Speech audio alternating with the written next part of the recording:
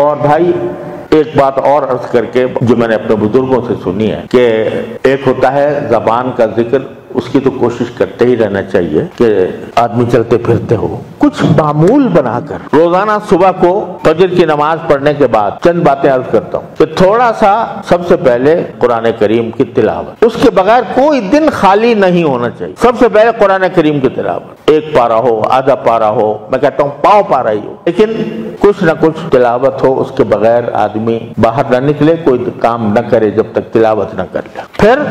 رسول کریم صلی اللہ علیہ وسلم نے بہت سے دعائیں سکھائی جن کو ادعیہ معصورہ کہا جاتا ہے، وہ دعائیں مناجات مقبول میں جمع کی ہوئی ہیں، اور بھی الحزب العظم ہے اور بہت سے کتابیں ہیں جن میں وہ دعائیں مذکور ہیں رسول کریم صلی اللہ علیہ وسلم۔ ایک ایک دعا ایسی ہے کہ اگر ایک مرتبہ کی دعا قبول ہو جائے تو انسان کا بیڑا پار ہو جائے، اس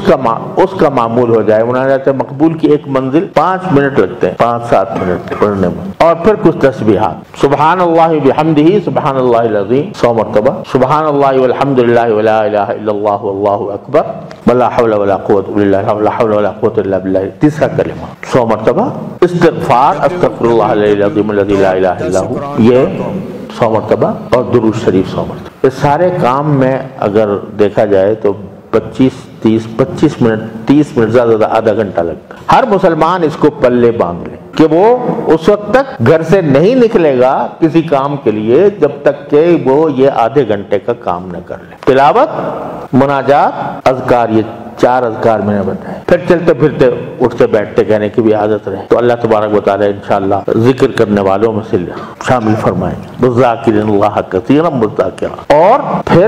2 باتیں اور کہ اپنی ہر چھوٹی بڑی حاجت ہر وقت اللہ تعالیٰ سے مانگنے کی عادت ڈالیں کہ میں ابھی گھر سے نکل رہا ہوں، یا اللہ جس کام کے لیے جا رہا ہوں اس کو میرے لیے آسان کر دیجیے، گھر میں داخل ہو رہا ہوں، یا اللہ گھر والوں کو اچھی حالت میں پاؤں، ان کو خیر عافیت سے دیکھوں، سواری پر جانا ہے، سواری یا اللہ آسانی سے عطا فرما دیجیے، سوار ہو گئے یا اللہ آسانی سے منزل تک پہنچا دیجیے۔ ہر حاجت چھوٹی بڑی اللہ سے، ہاں تک کہ حدیث میں رسول کریم صلی اللہ علیہ وسلم نے ارشاد فرمایا کہ اگر تمہارے جوتے کا تسمہ بھی ٹوٹ جائے تو اللہ سے مانگو۔